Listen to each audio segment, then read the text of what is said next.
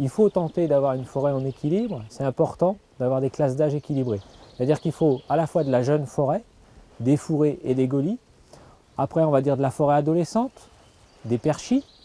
Et puis après, des stades un peu plus matures avec de la futaie jeune, adulte. Et puis ensuite, des stades de vieille futaie. Et l'idéal, c'est d'avoir ça bien équilibré sur l'ensemble de la forêt en mosaïque afin d'avoir une diversité de peuplement et de hauteur d'arbres. On a deux grands modèles pour gérer la forêt, un système régulier et irrégulier. Dans le système irrégulier, en fait, ça consiste sur une même surface à avoir des arbres d'âge différents. On va du petit semis à l'arbre adulte en passant par des arbres de stade perchi, gaulis, tout ça sur la même surface.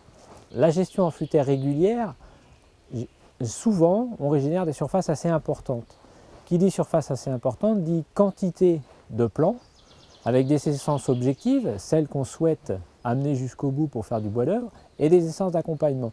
Donc on a donc un foisonnement de végétation, et souvent les animaux ont plus de difficultés à commettre beaucoup de dégâts qu'en système irrégulier, où là les plants, les semis sont beaucoup plus diffus et beaucoup plus vulnérables à la dent du gibier.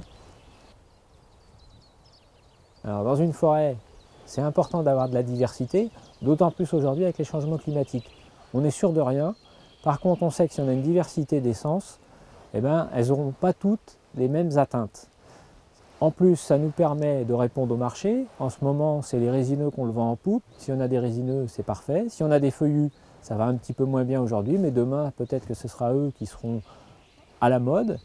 Et donc, ça nous permet de ne pas mettre tous nos œufs dans le même panier et d'offrir également aux animaux une diversité d'essences. Il y en a qui sont plus appétentes que d'autres. On a des essences objectives. On a aussi des essences d'accompagnement. Celles-là, ils peuvent les manger. Elles nous servent à éduquer les arbres avec lesquels on souhaite faire du bois d'œuvre. Cette diversité d'essences, en fait, nous permet de nous prémunir des dégâts et en même temps d'offrir différentes possibilités aux propriétaires en fonction des marchés. C'est important dans la forêt d'avoir une vision à long terme. Qui dit vision à long terme dit forcément planification. Planification des coupes et des travaux. Et donc quand on a des cervidés dans sa forêt, et d'autant plus si on va en avoir en quantité assez importante, eh bien, il faut savoir anticiper les choses. Bien planifier, toujours avoir des peuplements qu'on peut recéper, des taillis pour créer des zones de gagnage favorables aux cervidés et en même temps avoir des peuplements en amélioration qu'on éclaircit régulièrement. Il faut être dynamique dans les éclaircies. C'est des peuplements qui craignent absolument plus la dent du gibier. Et donc si on est dynamique, on va rapporter de la lumière au sol et on va détourner les animaux vers ces peuplements-là. Et comme ça, ils vont laisser les peuplements sensibles tranquilles. Il y aura moins de pression sur les peuplements sensibles. Il faut absolument anticiper ces choses-là et planifier dans le temps et dans l'espace. Alors dans les régénérations naturelles, il faut absolument les cloisonner. Pourquoi il faut les cloisonner? Il y a deux intérêts. Le premier, pour le forestier, c'est de permettre le suivi en fait, de l'évolution des semis, savoir si on a toujours les semis en quantité suffisante. Et le deuxième, c'est de créer des zones de gagnage favorables aux cervidés et en même temps, ça les empêche de stationner dans les parcelles. Quand elles ne sont pas cloisonnées, ils se sentent chez eux, ils restent dans les parcelles et ils peuvent commettre de nombreux dégâts. Quand c'est cloisonné, ils passent, ils s'alimentent et ils filent plus loin.